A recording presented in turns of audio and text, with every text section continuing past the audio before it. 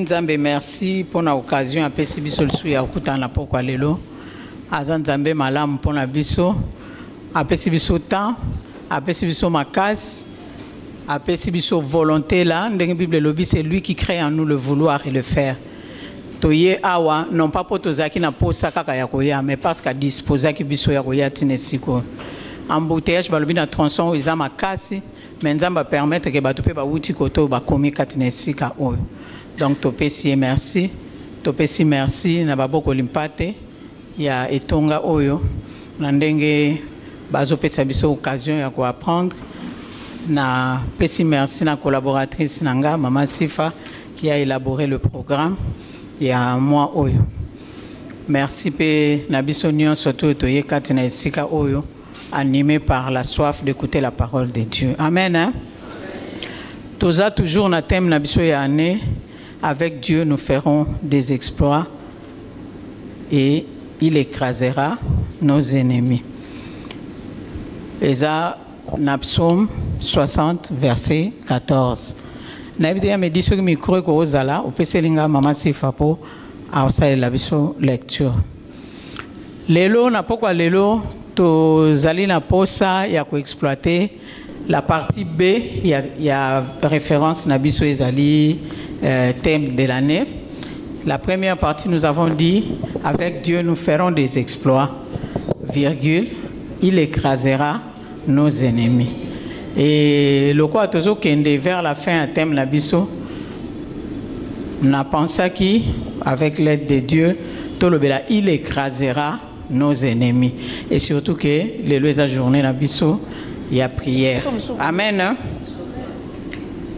Psaume 60, verset 14. Attends, Oko tanga yango. On les a thèmes de l'année toko le kamote.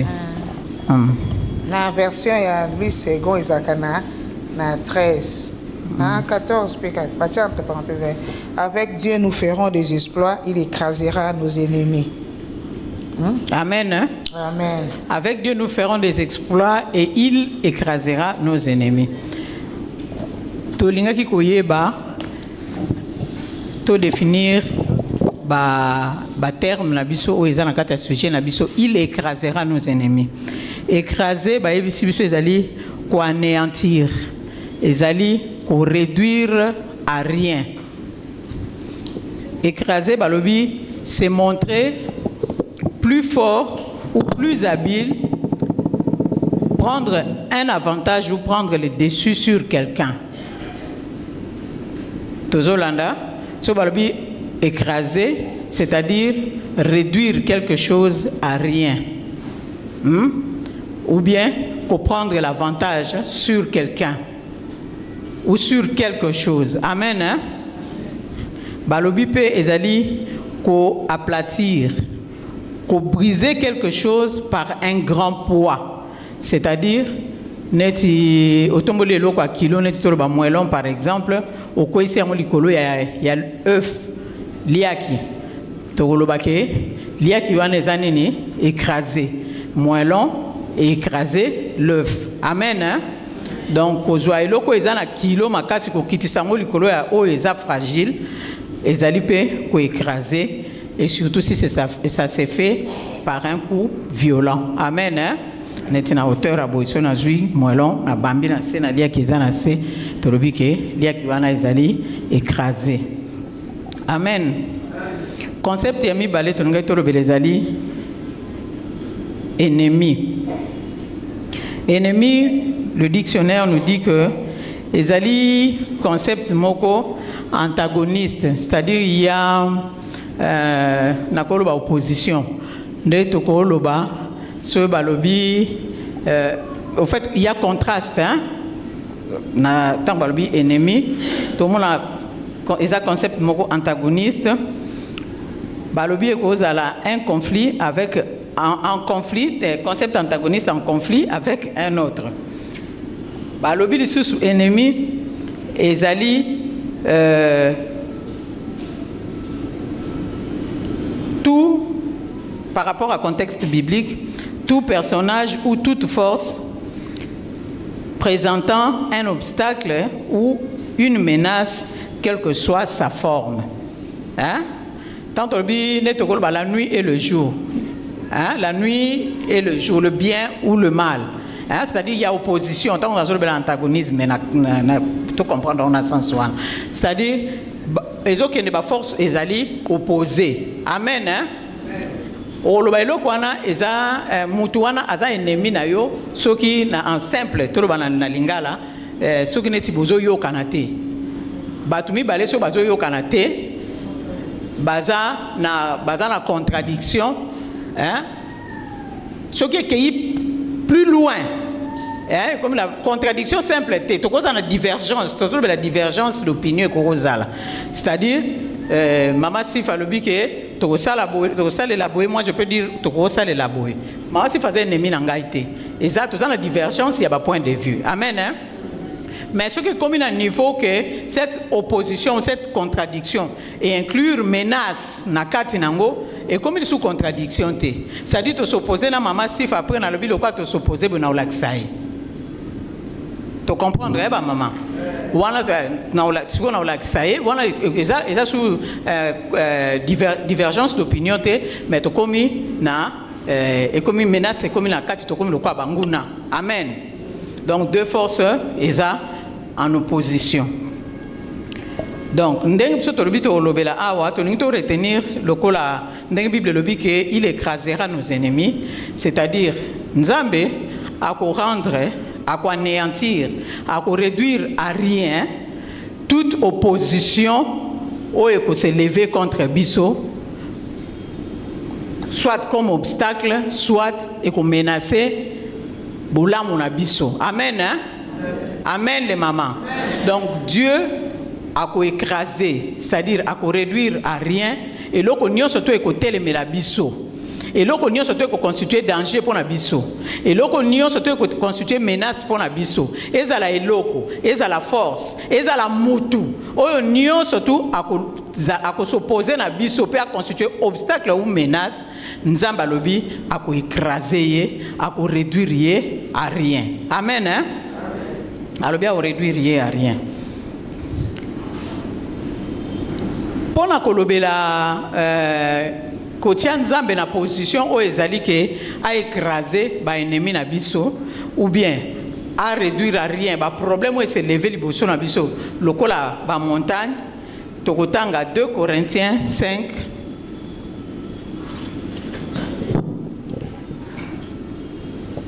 2 Corinthiens 5 17 à 20.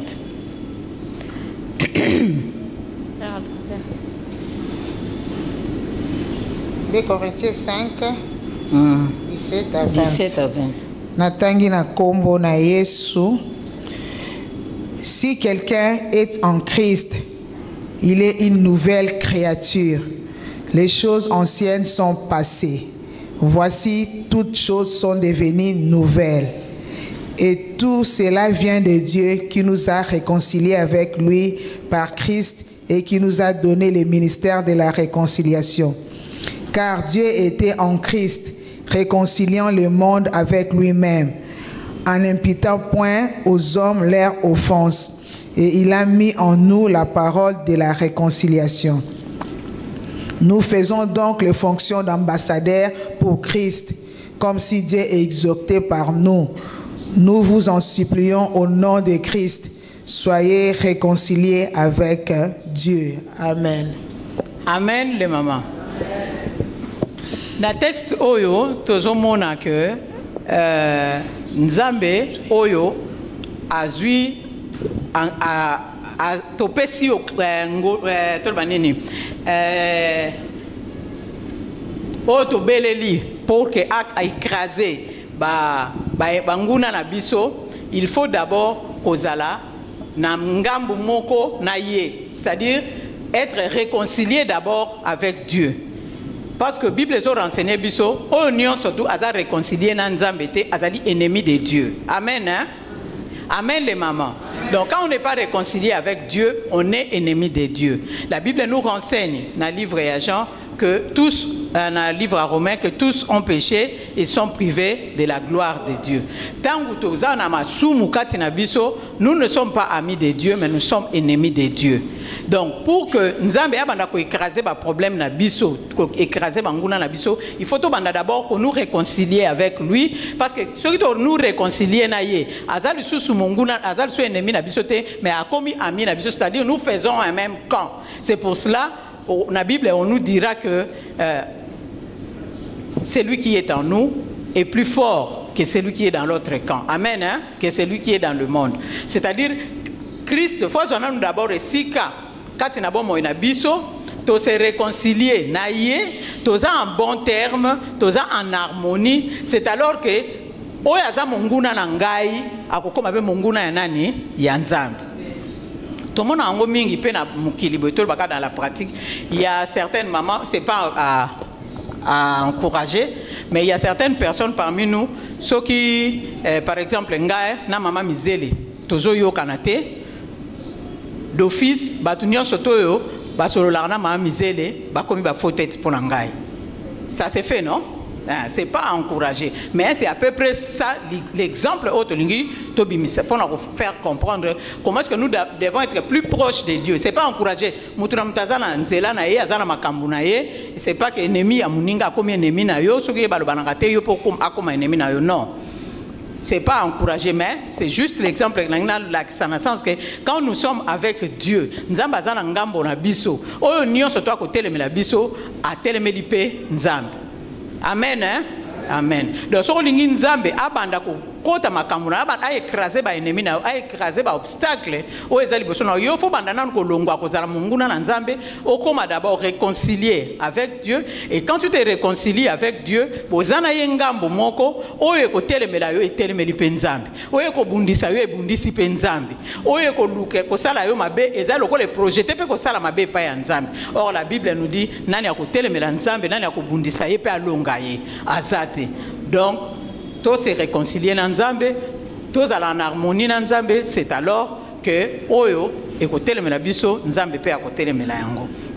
L'illustration, je crois que le mardi passé, Maman Katia a levé la Kiango, l'illustration, il y a David, Bitumba David na Goliath. Et l'autre est ça là que David a long à Goliath, et ça là qui le fait que Goliath, Azaki na alliance na Nzambe et Azaki ko blasphémer l'armée de l'Éternel. David dira, qui est cet incirconcis? Qui est cet incirconcis? Yenani mo pagano oya a défié biso pe pendant 40 jours azo ya lobi akei oya ya lobi akei.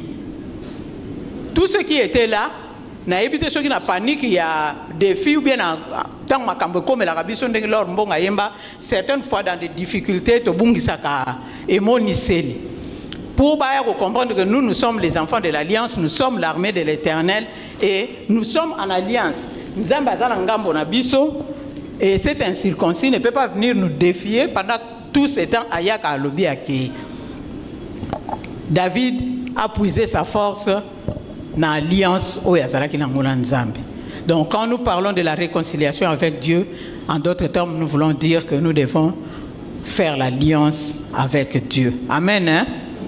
C'est le point de départ. Nous pouvons beau crier, nous pouvons beau prier, mais ceux qui ont eu solution à convaincre les ennemis nabiso, ils peuvent dépendre dans le domaine de la souveraineté en Nzambe, ceux qui ont la réconciliation a été. Mais ceux qui ont réconcilié en Nzambe, ils peuvent dépendre de la souveraineté kaka en Nzambe, mais ils ont droit nabiso parce que azana ngambo nabiso. Amen, hein? Amen les mamans. Donc ils ont préalable ou mise au point au quoi que ça là. Pour na koyeba ke nzamba ko bundela biso akokoisa bangomba ezali boso na biso akobundela biso contre banguna na biso akoécraser yango mais bongi na biso to se réconcilier na nzambe. Et nous pas seulement nous ndenge na texte wana 2 Corinthiens balobi à établir biso pe lokola ba ambassadeur biso pe to mema cette bonne nouvelle pour la réconcilier les autres avec Dieu. Na manda ko na biso mabota na biso ba famille na biso comme je l'avais dit l'autre fois certaines personnes bazo s'aimer trouble na bon na biso c'est parce que bayebi Yesu te. Mais ceux qui to memeli bango message ya réconciliation, bayeko yeba Yesu to komona ke kimia ekosala nini ekokota. Donc a établir biso ba ambassadeur pour na komema ce message ya réconciliation. Bisoto se réconcilier et que les autres également se réconcilient avec Dieu, c'est alors qu'il s'élèvera pour écraser nos ennemis. Amen. Hein? Dieu écrasera nos ennemis. Nous nous sommes posé la question, pourquoi Nzambe a écrasé les ennemis na biso? Tozui texte na biso ya Jean 1, 12, 13. J'ai pensé que c'était une référence clé. Mais il faut qu'on la biso Jean 1, 12 à 13. Raison à liboso et sali que Nzambe a écrasé ba ennemi na biso ezali parce que nous sommes ses enfants pour tous abana na Nzambe. Mais il faut qu'on la biso. Mais à tous ceux qui l'ont reçu, à ceux qui croient en son nom, elle a donné le pouvoir de devenir enfants de Dieu, lesquels sont nés, non du sang, ni de la volonté de la chair, ni de la volonté de l'homme, mais de Dieu. Et la parole a été... Bon, donc, nous avons écrasé les ennemis na biso d'abord parce que tous abandonnés. Même biologiquement, maman moko te ndenge to vandi awa akoiko ndima moni voisine na ye ata ya lupango ata ya ndako aye akoti na kata lupango azui mwana na yo abandiko beta tomboli likolo abuaki na se pouf azui abandiko niata ye mama takutu balobi ko ozaka yo nde mtotoni sama na patience comme fruit de l'esprit en tout cas na ndimite ko kanga mtema. Amen les mamans. Maman moko tende toza aba msukutu bazala so kika mwana na ya gangi bana nangana bota baona pasi na zo na césarienne bana césarienne akumbi liputa akeya ke kobunda pola nini mwana césarienne. Amen les mamans. Donc mutu moko tende tozali aba kondima amona ke bazui mwana na ye bazo beta e na misu na ye ba total ko beta o ya correction te po biso tango diable abundisa ça ça pona corriger biso te. La Bible nous dit quand il vient pour voler, dérober, détruire, égorger. Amen. Hein? Amen les mamans. Le diable est en ayaka ko sala musala na bomo ina biso. Ayaka te pona a corriger biso. Et que senina o mama ya mninga biso tika to kolela ezaki nango ko ozala o sale loko ya malamu te mama mninga ko gangela yo ata moi fessé ako pesa yo wana za correction. Mais o diable ayaka ko sala na bomo ina biso eza correction te. Oh diable yaka pona ko détruire. Alors biso lokola bana na Nzambe. Nzambo azatata na biso ako permettre te amona mutu satana azo telema aya pona ko détruire biso azozwa biso azo beta biso azo niata biso azo nika biso ba coup dans tous les sens. Et yé lokola papa responsable ndenge to bagaile le papa le plus responsable avant di azo tala na ye ndenge satana azo sakanela biso. Azo balote biso na ba forme nyo surtout azo cribler biso azo sa nyo surtout alingi et loko o esala ka Nzambe ako écraser ba ennemi na biso parce que aza papa na biso et pona ye biso toza bana. Amen. Hein? Amen les mamans. Toza bana pona ye ako permettre te lokola ba papa na biso biologique lokola ba maman na biso biologique ba boti biso ba koka ko kanga motema te ko mona passe na biso a moi ke bazala na bango soki ndenge nini mais awa za normal toujours bana ba normaux a ko permettre te et de surcroît Nzambe na biso oya lobi kutu mama koki ko bosa na mwana kasi ye yawe abosa na ka ba ponamité. Amen. Hein? Abosa na ka ba ponamité mama ko bosa na alobi tata na yo to mama na yo bakoki ko abandonner yo menga yawe na abandona kate donc raison à liboso tant to zolo ba ke yawe ko écraser ba ennemi na biso parce que za papa pona biso toko tout atolo ke bitumba oyo biso tozaba tokoko polate po yawe azana ngambo na biso nous sommes déjà réconciliés avec lui et tant papa pona biso akoko permettre tant mona biso na ba difficulté to traverser akoko sepelate tant biso tozolela la Bible nous dit Dieu compatit. Amen. Hein? Amen. Donc akoko ko sepela na passe na biso te lokola bana yango raison liboso lobi il écrasera nos ennemis. Raison mi balé c'est à cause de sa fidélité. Nzambe a écrasé ba ennemi na biso à cause de sa fidélité, à cause de sa parole. Mais il faut que la biso Isaïe 43, 13. Tetanga Isaïe 55, c'est mieux. Isaïe 55, 10 à 11. Isaïe 55. Et rejetons. Bible et le bien abisso que Nzambe aza fidèle. Notre papa est fidèle.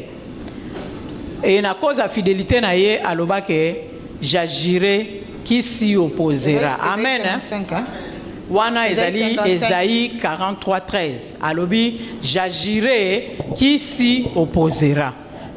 Et ndenga lobango bongo lokola loba ke yé akosala mutu akoki telemela ete ezama lobo ebime pa na ye par fidélité à sa parole ako permettre te que mutu abundisa yo po ye azawana akosala a se reniakate a se contredisakate. Amen hein? Amen. Amen. Amen. À cause de fidélité na ye na maloba oyo ye aloba ako écraser ba ennemi na yo. Amen hein? Amen. Maman si faut tangel biso Isaïe 55 10 à 13. 10 à 13.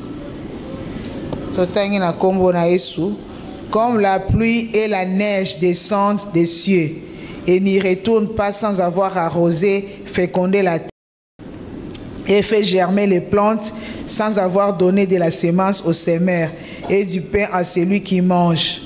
Ainsi en est-il de ma parole qui sort de ma bouche. Elle ne retourne point à moi sans effet, sans avoir exécuté ma volonté et accompli mes desseins. Oui, vous sortirez avec joie et vous serez conduits en paix. Les montagnes et les collines éclateront d'allégresse devant vous, et tous les arbres de la campagne battront de main. Obi à 13, non? À 11. À 11, hein? Ok. On a le Isaïe 43, 13, Ezalaki, et pas une zambalobi, j'agirai, qui s'y opposera. Et dans Isaïe 55, 10 à 11, Bible dit que Maloba Nzambe, tolobi que Nzambe a écrasé un ennemi nabiso d'abord parce que nous sommes ses enfants, et deuxièmement, c'est à cause de sa fidélité. Fidélité na Maloba na ye o ya loba, na ba promesse o ya sala pa nabiso, na Maloba na ye o totanga kabilaka o ya pesa pa nabiso. Parce que Aza fidèle na maloba wana a permettre que Monguna a prendre l'ascendance sur Biso et il a promis que a écraser Banguna na Biso. Amen. Hein? Malobi maloba na ye eza maloba na Yahweh eza lokola mbula.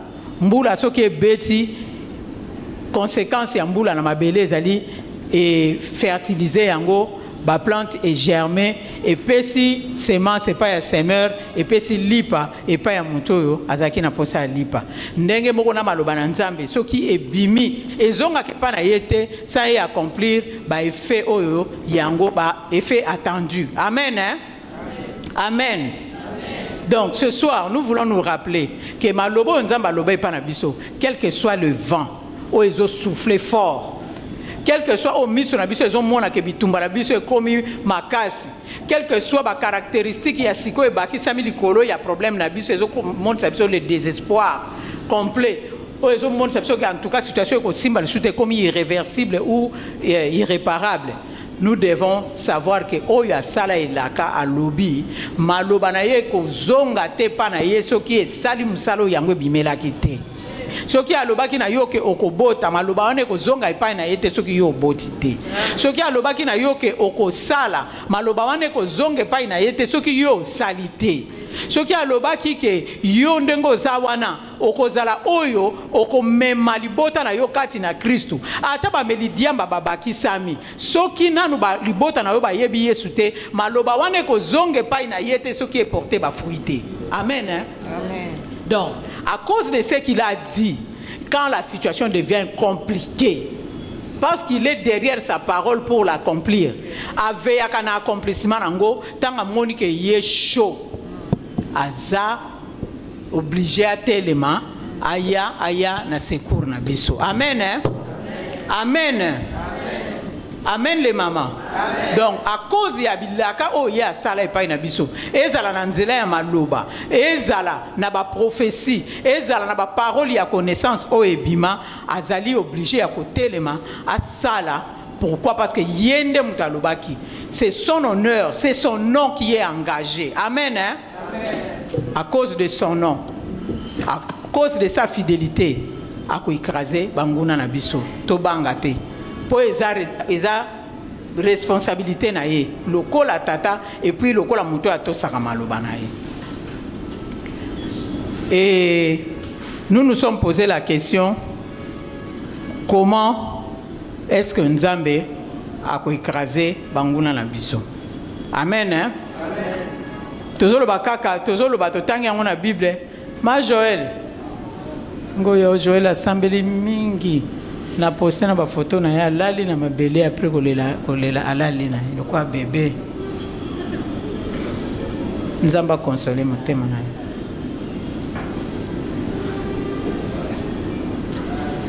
Comment est-ce que Nzambe a écrasé ba ennemi na biso?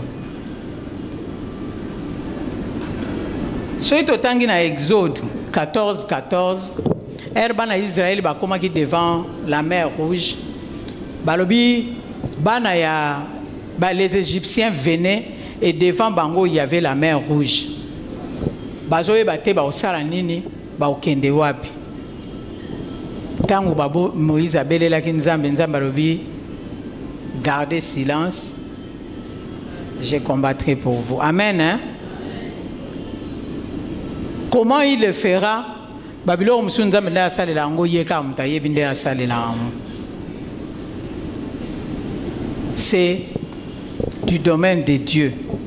Eza nzambe kaka yemo kumtayebi. Babi tumba mususo biso tozala ngo. Ndenge to kolongela ngo to yebite comment est-ce que les choses ko salamela. Oyo biso to komona kana suka ke to longi. Amen, hein? Amen. Maman Maria tu peux faire ce témoignage. Tout ce que y a ça là qui est allé de prier. Et abondé avec précision azaki na iloko ya linga ki asalamela asalela. Mais yete mtakendaka ke golobaka yo tato yo tika mwana ngai lelo yo na yebo yo kanate. Akende ko fonder mensonge te autour ya mwana ke mwana tala tata wana boye te. Asuki na domaine na ye a ko prier. Oye leki na kati wana tisiko même Maman Maria yebite qu'est-ce qui s'est passé. Moi n'a pas yebite qu'est-ce qui s'est passé. Wana za ya domaine ya Nzambe. Amen, hein? Tout ce que Maman Marie a vu c'est que a eu résultat oh yazalaki nango pour ça. C'est-à-dire que relation wana ezalaki ya malamu te pona mwana na esa nini et katani. Mais ce que Dieu a fait to yebite. Kaka batu mbala moko baswani te ba welele loko te ba bundi te mbala moko ba yinani wana eza réservé na domaine ya Nzambe. Comment Dieu écrasera nos ennemis? Comment est-ce que Dieu anéantira ba obstacle ezali boso na biso ba problème o tozala ngwana? Comment Dieu le fera? Ya liboso tokolobake ezali Nzambe ye moko ayebi ndenga ko salela. Alobi yo batela kimia ye akosala nini ako bundela yo. Eza la problème eza moulai, eza les eza munene yo bate la kimia. Ce soir nous voulons dire à une maman, bate la kimia. Bate la kimia. Oza mwana Nzambe. Ayebi yo na kombo na yo. Aza papa na yo. Même pour na lokumu ya kombo na ye moko. Même pour na fidélité ya bilako asala epai na yo. Ako permettre que problème wana étouffer yo et anéantir yo. Pour aza papa na yo. Bate la kimia. Bate la kimia. Bate la kimia. Amen. Tika ite kimia na Yesu. Oye leki mayele nyonso e bate la mitema na biso. Amen. Yami bale, comment est-ce que Dieu peut écraser nos ennemis? Ezali, Dieu peut écraser nos ennemis ensemble avec nous. Na ye, na biso elongo. Toza aza mesure ya kopesa biso makasi na ye na biso elongo poto koisa banguna na biso. Amen, hein?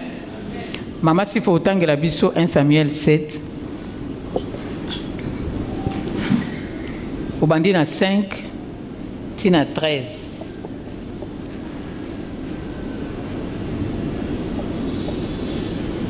1 Samuel 7. 1 Samuel 7, 5 à 13. Atangi na kombo na Yesu. Samuel dit, assemblez tout Israël à Mitzpah, et je prierai l'Éternel pour vous. Et ils s'assemblèrent à Mitzpah. Ils puisèrent de l'eau et la répandirent devant l'Éternel. Et ils gênèrent ces jours-là en disant, nous avons péché contre l'Éternel. Samuel jugea les enfants d'Israël à Mitzpah. Les Philistins apprirent que les enfants d'Israël s'étaient assemblés à Mitzpah, et les princes des Philistins montèrent contre Israël. À cette nouvelle, les enfants d'Israël eurent peur des Philistins, et ils dirent à Samuel, ne cesse point de crier pour nous à l'Éternel, notre Dieu, afin qu'il nous sauve de la main des Philistins. Samuel prit un agneau de lait et l'offrit tout entier en holocauste à l'Éternel. Il cria à l'Éternel pour Israël, et l'Éternel les exauça. Pendant que Samuel offrait l'holocauste, les Philistins s'approchèrent pour attaquer Israël. L'Éternel fit retenir en ces jours son tonnerre sur les Philistins et les mit en déroute. Ils firent bâtir devant Israël. Les hommes d'Israël sortirent de Mitzpah pour poursuivre les Philistins et les bâtir jusqu'au-dessus des Beth-Car. Samuel prit une pierre qu'il plaça entre Mitzpah et Shen, et il l'appela du nom de Ben-Ezer en disant, jusqu'ici l'Éternel nous a secourus. Ainsi les Philistins, 13, Ainsi les Philistins furent humiliés, et ils ne virent plus sur le territoire. Ils ne vinrent plus sur le territoire d'Israël. La main de l'Éternel fut contre les Philistins pendant toute la vie de Samuel. Amen. Amen.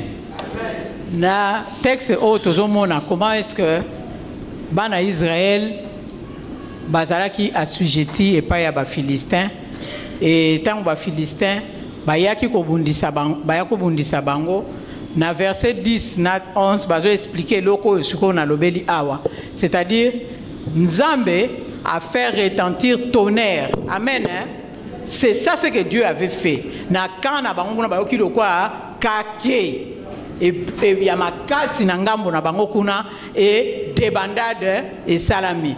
Et la suite c'est que bana Israël tango ba moni yango Nzambe et longo na Nzambe ndenge kato tem na biso ba avec Dieu nous ferons des exploits. Et zana ba bitumba mususu e kozala kaka Nzambe te mutako sala, mais zana bitumba mususu to kosala to kobunda yango poto longa yango na Nzambe na biso elongo. Amen. Est-ce que tu as disposé yako associer Nzambe yako bunda elongo na Nzambe? Pour bunda elongo na Nzambe, Bible sur l'exception à Samuel, balobi Samuel a consulté Nzambe. A sali sacrifice. A bondeli et pas ya Nzambe. A kendaki na makasi na ye moko te. Nzambe nde mutapesi lo kito. Tika ite na poko alelo Nzambe apesa lo kito na ngambo banguna na yo. Lo kito ebete sika nyonso tu ba réunion ezo salama moi butu et pas nyonso tu ba complot ezo salama bisiko yo zate bisiko ko okota te pa ipe mutako ya ko betela solo te, mais lo kito ya Nzambe ebeta kune sala confusion bango na bango yo ya oya ko katela bango makambo par na yo ekozala ya ko valider ko tia so ya ko kabwana na bango ya ba confusion na bango et si ba bebani par na yo yangwana. Avec Dieu nous ferons des exploits. Bitumbe ko kozala makasi Nzambe atika kabana na yete na kati ya difficulté oyo zana ngona problème oyo yeli na poko lelo ko lukelonga Nzambe. Nzambe aza capable ya kopesa lokito kuna par ya Nzambe ezala ya munene par oya yo ezala mukie pona ko accomplir yango ezala partage na yo ezala lo na yo. Nzambe alobi ako écraser men ako sala ngo ye moko te ensemble na yo pe ako associer yo. Et troisième réponse à la question de comment Dieu peut écraser nos ennemis, deux fois c'est pas lui. Bon, pour ne pas dire c'est pas avec lui, mais yaza azotala. C'est-à-dire ayena secours na yo. Apesi yo makoki, mais azotala yonde osala yango. Ce qui te un exemple ya Goliath. Nzamba kite aya kuboma Goliath. Nzamba tikeli David marge ya manœuvre que David a sa musala na ye. Mais David a que c'est au nom de l'Éternel que le longa na okat na okitsa mutu na yo na se. Bitumba musu poto gagner yango ezali ba bitumba o nzamba tia pasola ki couloir sa tikila ki au terrain vide. Mais ils ont entré en action pour écraser banguna na yo. Mais nzamba pesi yo bango pour que écraser bango. Référence maman si falo ba préparation si tete siko. Référence wana yelinga tangu na vanda ki wana tozui Esaïe 41. Au fait na pensé ki nango mais na nota ki yango te et pendant que j'étais là, ça m'est revenu. Esaïe 41 verset 15.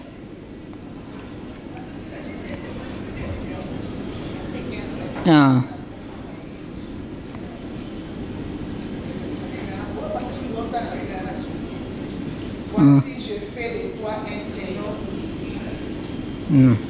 Voici, je fais de toi un traîneau aigu, tout neuf, garni de pointes. Tu écraseras, tu broyeras les montagnes et tu rendras les collines semblables à de la balle. Amen, hein? Amen. Amen, les mamans.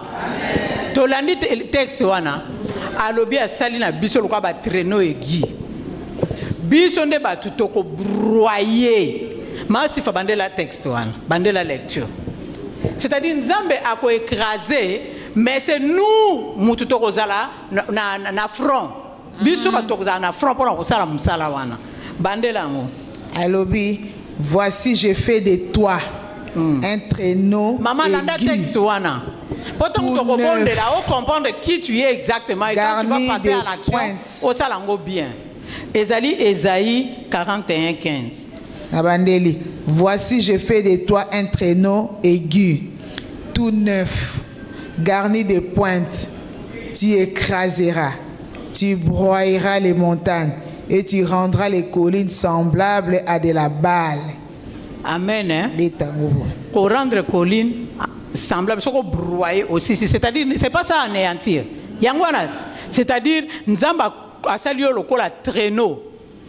Traîneau wana oza capable ya ko broyer. Mon pas problème ozo mona minene wana. O ezo mata lokola ngomba. Nzamba pesi yo capacité ya ko réduire yango à néant. Ya ko komisa yango eloko pamba. Quel que soit munene nango. Qui es-tu grande montagne? Devant maman Lily. Devant maman Marie. Qui es-tu grande montagne? Devant maman Guida. Qui es-tu grande montagne? Devant maman Aline. Grande montagne. Et ça nini pas yo parce que yo ne mutu barobi nzamba barobi asali na yo traîneau. Na zo bate so to komi. So to komi to comprendre qui nous sommes. D'abord nous sommes les enfants de Dieu. Et le fait que tous les enfants de Dieu alobi asali na biso ba traîneau na capacité à ko broyer. On moni problème na zo lelisa yo. Nzamba so rappelé na poko lelo que e kokaki jamais ko lelisa. O poto ya zo tala ndo lela. Et ça les mawa. Azo mona ba capacité o ya PC pa na yo pour résoudre problème wana. Mais ozo résoudre ngo to zo lela. Alors que ya commis asali yo traîneau pour réduire problème wana.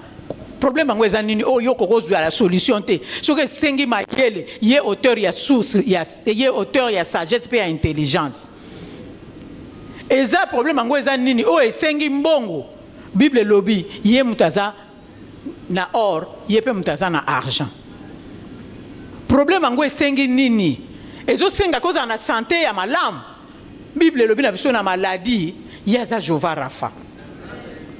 Problème en ezani donc na katia maloba na ye nion soto ezali. Si ko yaza derrière cette parole là zo veiller nango pour que ça accomplir. Donc non seulement il a dit mais il est derrière cette parole pour accomplir nango. Non seulement il est derrière cette parole là, après si on peut capacité ya ko résoudre ba problème wana ya ko kwesa bangomba wana nyonso. Bible zoloba à tous ceux qui l'ont reçu. Elle a donné le pouvoir de devenir enfant de Dieu. Alobi, vous marcherez, après c'est biso pouvoir de marcher sur les scorpions, les serpents. Babiloko nyo soto ya mabe wana, et rien ne pourra nous nuire. Amen les mamans. Après si biso capacité wana et loko ko sala biso mabe ezate. Maman loko ni sala o mabe na minicho. Alors que ye o asala na yo traîneau, azo ba koza capable de résoudre le problème wana. Et puis à l'objet que rien. Après ce pouvoir au tambo la likolo ya ba sur une koto ba scorpion ba nyoka biloko ne soto na mabe. Si ba nyoka na ba scorpion eza ba problème ozo le biso. Ba problème ozo mona ke lekeli biso mayele. Yangwana nde ya pesi biso nguya. Ya ko tambo la likolo nango. Et puis so to tambo le likolo nango Bible so ba biso e osala biso mabete. Ozo banga pour côté en action. Ozo hésiter. Ozo douter. N'a pas quoi le parole est réconforté au bangate. Ose avec Dieu. Ose avec Dieu. Dans ce projet-là, ose avec Dieu. Et qu'on l'ait la yote. Ose la capacité à résoudre le problème wana, ils a compliqué. Ose la capacité wana, au résoudre ango. Et au releka a au tato là. Au releka au tato là. Problème wana nous a mesure à résoudre ango. Oya ndimia yamba parole wana. Problème wana nous a mesure à résoudre ango. Problème wana. Oyo yo moko yebi wana. Je te dis au nom du Seigneur que vous avez mesure à résoudre ango. Nous avons rappelé on a pas le logo à mesure à résoudre ango.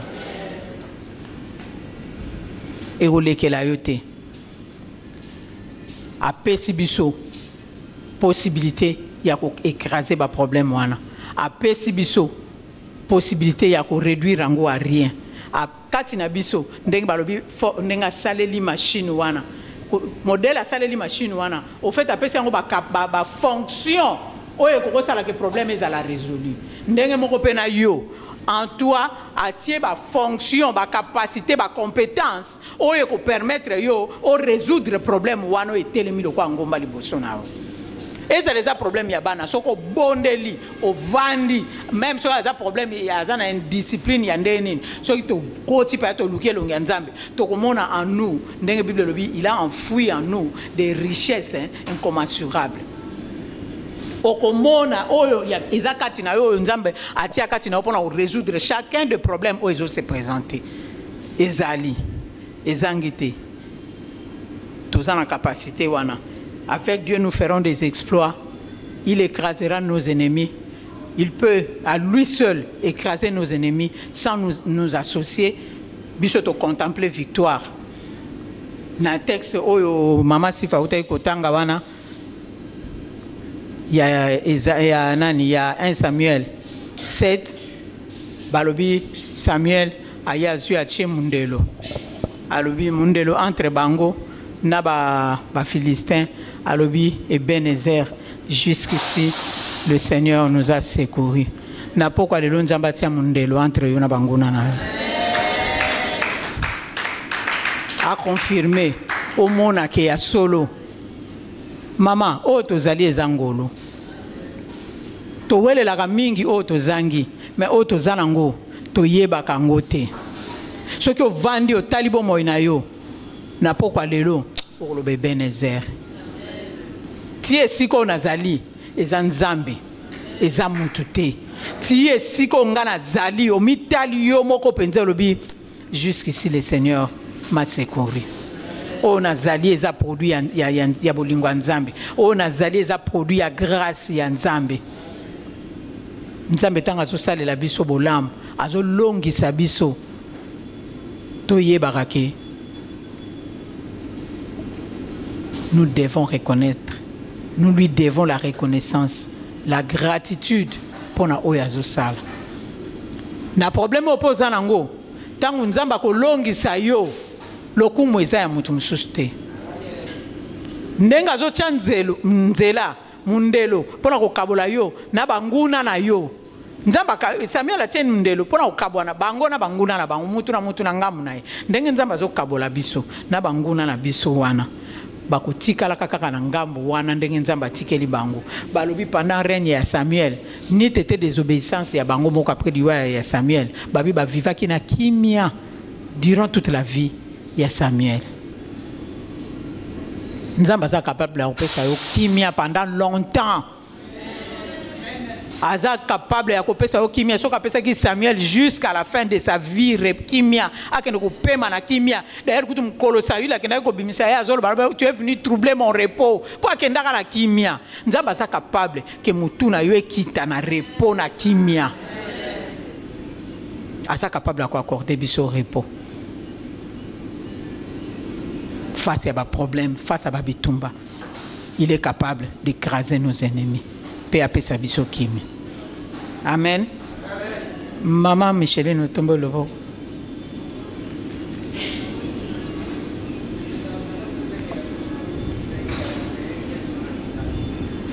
Esaïe 41:15. Autant on a lingala. Vous avez lingala wana. Nazana version lingala. Ah maman Aline le biazanongo. Maman Aline zo micro. Zo yanga.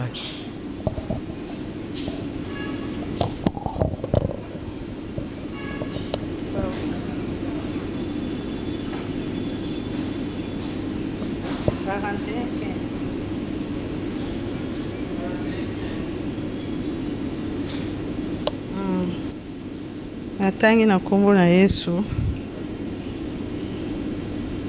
balobi tala na komisi yo lokola libaya ya sika ya kotutela ble oyo batia minu bapelisa makasi lokola mbeli ya sika mbeli ya minu makasi okopanza bangomba milai okokomisa yango putulu okokomisa bangomba ya mikuse lokola matiti ya kokauka. Amen. Amen. Hein?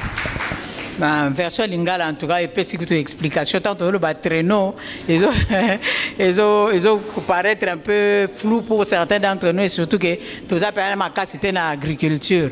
Mais tant que maman Aline a autant en gros mbeli a mino makasi. Il y a mbeli a sika, ou a mino batie mino makasi. Donc tu dois comprendre ce que Dieu a fait de nous. Oyo nzamba sali na biso, c'est-à-dire à pesibiso à toi le roi mbeli a minu makasi. Maman problème wana ezasoki il y a quelqu'un qui a dit prière, on pas prière on ndeto sala wana. Ezaba bloco mususu le quoi béton oyo. Ndenge ezaba miro basene ba béton makasi boy. Soko yo beti yango marton bala moko e kweite ko bateke miro e ko kweyate. Eza le roi prière. Soko yo niki kuya liboso kweite. Yaka nika lisu mususu. Nika lisu mususu. Nika lisu mususu. Tiyo mona miru wana eko kweya. Eko céder. Ndenge biso tozali. Avec la prière, toza capable. Toza loka ba mbelio ese zwiminu nzete wana taba ya ba telemisa yango yango nene mtememiki ndoki ya famille yo za mbeli ya minu soko ye okati tinzete wana ko ya ekokweya tinzete wana ko ya ekokweya eloko moko te ko telema liboso na yo na nzela ya losambo yo ndoko za za capable ya kokweisa nyonso. Je bénis le Seigneur parce que c'est une référence. C'était vraiment cette référence. Je crois que c'est là qui y a. Et quand nous allons prier en fonction de ça. Nzambe akokwisa banguna na biso. Nzambe résoudre ba problème na biso. Résoudre un problème et que la biso te to na capacité wana. Yé akoko salango. Akoko salango elongo na biso. Mais biso pe apesi biso c'est potentiel. Ya kokwisa bangomba wana. Ya ko résoudre ba problème wana. Elle est sabisoté, bang sabisoté. Maman qu'on néglige la prière au tout ça la raté. Ndenge na zolo baka wana. So muntu ayeba yebisi que colonne eko kweya. Oyo beti mbala moko lo ba eko kweya te. Mais oya ko persévérer oya ko continuer ko beta bisika na tia ko kweya sango. Persévérons dans la prière. Persévérons, prions, faisons ce que Dieu nous demande de faire. Marchons dans la crainte de Dieu. Tokomona ke o ezalaki ya kotelemo ezalaki difficile o kwa oza impossible. Alors bien ko komisa ngolo kwa putulu mama. Imagine quelque chose qui était solide. O etelemi liboso na yo. Ozomona te mopanzi ata isika ko dusola. Ozomona te sika ni na koko matata na sauter yango. Po eleki yo mulai. Mena nguya o nzamba chekati na balobi o komisa ngolo kwa putulu. C'est-à-dire tu peux souffler et puis yango nyonso to panzani. Amen. Hein? Amen les mamans. Donc avec Dieu, nous ferons des exploits. Il écrasera nos ennemis. Banda to 8 janvier, to yé, to kokolo bake oui, to sali ba exploit déjà. Nzamba sali biso ya minene. Mais na poko lelo to ngito tuna, eloko nino etikali, ozana ngo posa nzamba écrasango. Ozana posa à fond, ane objectif na ngai fond, faut koma ya autant. O komi na fond wana mais na poko lelo nini etikali oza na posa nzamba niatela yo ango po koma mke mama nto aseki mama nto na moni fond na fin de l'année to ozwa témoignage pour na lobeli fond mama nto asepeli makasi to sali ba exploit déjà na nzambe ozaki na posa guérison oui nzamba pesa ki déjà guérison na maladie ezaki incurable ondima kité mais nzamba bikisi yo etikali nini oza na posa nzambe a écraser. Pour comme la deuxième partie. Oui, avec Dieu, nous ferons des exploits. Il écrasera nos ennemis. Et là, on est tikali. O nzambe, o zana posa nzambe, ani atelayo. Alubiya ko oni atango. Ou bien binomi balé boko oni atango. Ou bien yo moko pendo ozawana, oko oni atango. Oni atango karaboye te o lamu ki karaboye, o na sina ni atiango. Tolonga akana nzela lo sambo. Tolonga kaka na nzela lo sambo mama mutako sayote oko okende bapesi yo mafuta oyena mafuta ano pakoli mafuta ezanga lo sambo mama esana na ngolo te ebimi na oka produit cosmétique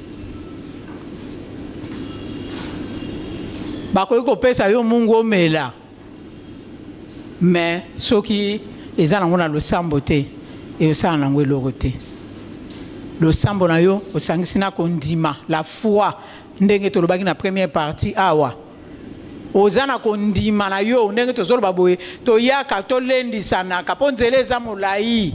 Amen les mama. Nzela na kondima na biso eza mulai mama soko ozana 80 ans na sa moi o nzela eza yo na mulai ne t'isole pas yaka na présence ya nzambe biso na biso bakoni tozosangisa na moto ti mukolo Yesu akoya nzela eza mulai. Lokola ka ndenge nzamba lobaki epa ya Eli zwa mwa lipa oyo lia zwa mayo yo mela continue nzela eza mulai na poko lelo to yeko zwa liloba nzambe oyo elendisa suko ndima na biso nzela eza mulai mama malobo eza maya bomoy to yeko mela su na poko lelo mama nzela eza mulai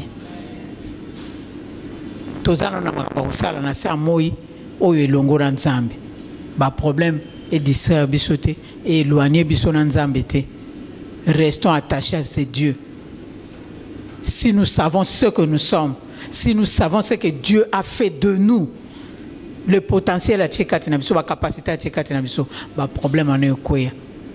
Tokolonga na lo sambo à cause du nom de Jésus.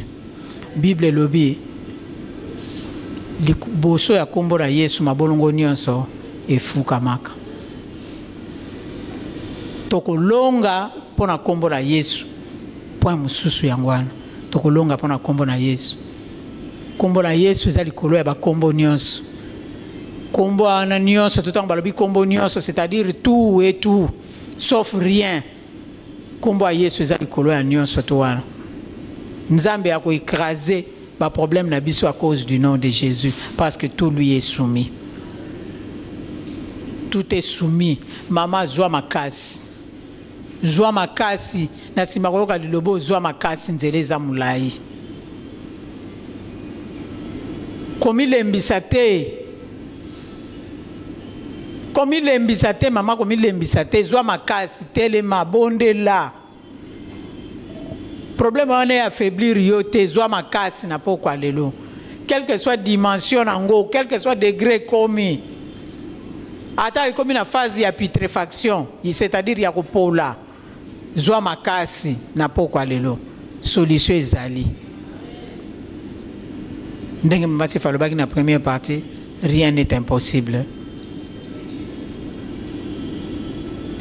iloko eza nango impossible te nzambe akoécraser akosaka te aza derrière sa parole mpona koaccomplir yango oyo alobaki akokokisa yango iloko ekoki koresiste epai na ye eza te ennemi na yo eza nini oyo eza na mposa nzambe aécrase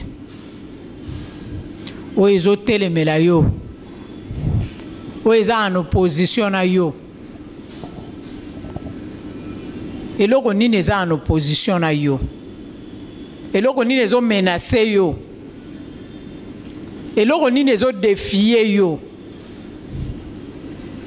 est-ce que eza motu est-ce que eza maloba balobaki likolo na yo est-ce que eza mauvais sort oyo balobaki mpona libota na yo eza likambo balobaki mpona bomoi na yo oyo balobaki mpona bana na yo eloko nini yo ezodefie yo eza na opposition ezomenase yo eza na posa efukamisa yo to mutu nini aza na posa afukamisa yo nani abetaki na yo mondenge alobaki na yo bokotala mosusu alobi ye abotika mwana mwasi moko mais la belle famille na ye ba belle sœur mutu passe et son mari azalaki mutu oyo azalaki toujours kogronder ba petite sœur tant mwasi ya grand frère aboti mwana mwasi babi na mwana na mwasi tokotala ye tata na mina azalaki okanisa ke yende suka aboti mwana mwasi tokotala wana eza maloba nkele te eza défi te eza menace te eza menace eza ba genre ya bamaloba oyo il faut koniata il faut kotelemela pour que ezwe esika te mpo maloba wana eza libéré ndenge eza libéré boye eza dans l'air baprince de l'air baprincipauté banyonso tu wana eyoki il suffit d'un faux pas mama zinga mwana na ona makila na Yesu telemela maloba ya modèle oyo elobamaki likolo ya bana annuler yango anéantir yango pour que ezwa esika te toza na nzambe ya makasi toza na nzambe ya bolingo aza capable ya kobundela biso moi je le crois fermement aza capable ya kobundela biso pe ya kosalela biso ya minene lelo avanga na ya na ngai yawa tokomi vers 10h 11h déjà généralement le mardi j'aime pas vraiment sortir et loko bapesa nga responsabilité ya parole nga bito bondela na biso ata nzambe ata na phrase moko osunga ata mama mo tant to sambelo yokela biso lo sambo tokomi ka soyi 10h wana na uka téléphone est sonné 11h ko téléphone est sonné babengi nga o mama bata DGI baye bakangi maison kabi me bata DGI bakokanga maison de nini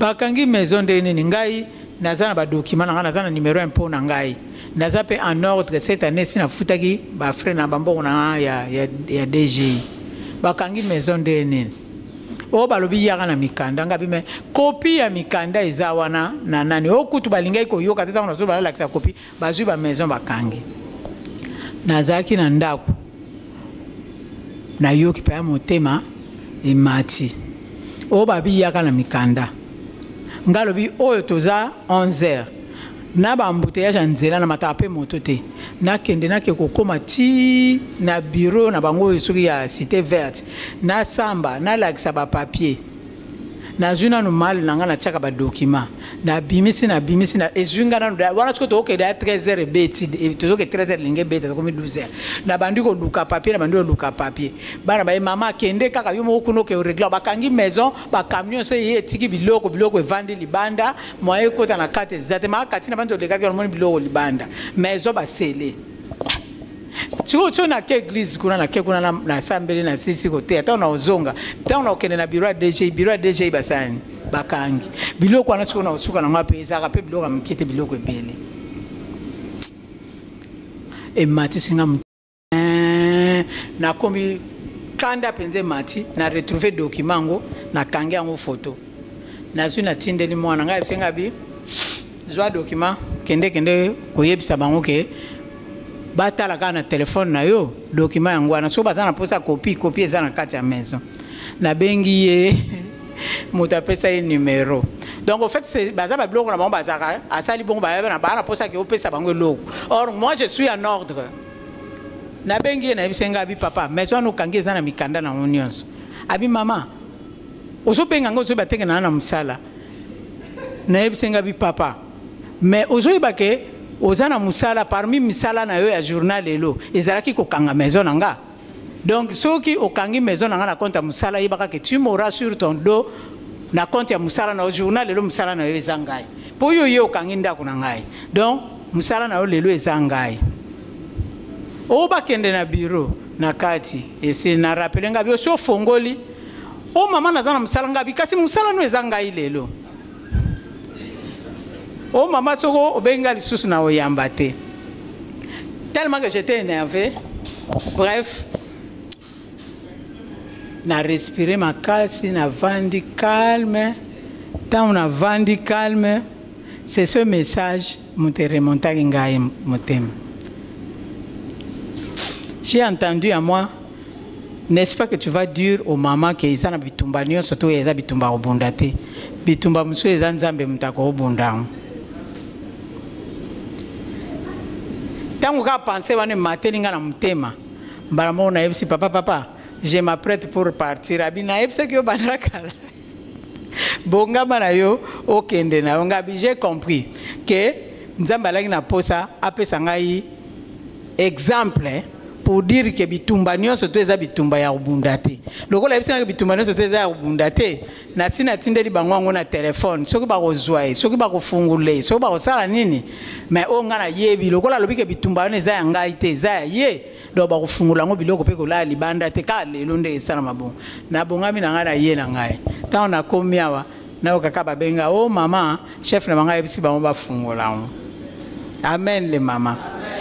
C'est pour dire que bitumba nyonso tu ezaka ya biso te ezana bitumba oyo nzambe mutu akubundela biso ango parce que pona bango l'objectif ezalaki oyo bango bayebi et na satana na bango bayeko mitia na nzela na ngai po ba perturber quiétude na makanisi na nga batambolisa ngai yango. Et je crois que cette parole est pour quelqu'un. Et si qu'on fournir ben fort, et si qu'on bondi mingi, et si qu'on soigne, et si qu'on se justifier pe mingi, laisse maintenant. Et si qu'on se justifier mingi, et si qu'on fournir ben fort ma casse, ce soir comprend que bitumba wana, c'est fort possible les ala yote, et les ala bitumba batu yanzambi. Et tant que tozo tele ma tozo bondela. Yebisa nzambe sikanga na suka kina moni ke bitumboyo eza yo e lokolo eza yo otele mo bondela ngai to tele mi ba mama to bondela.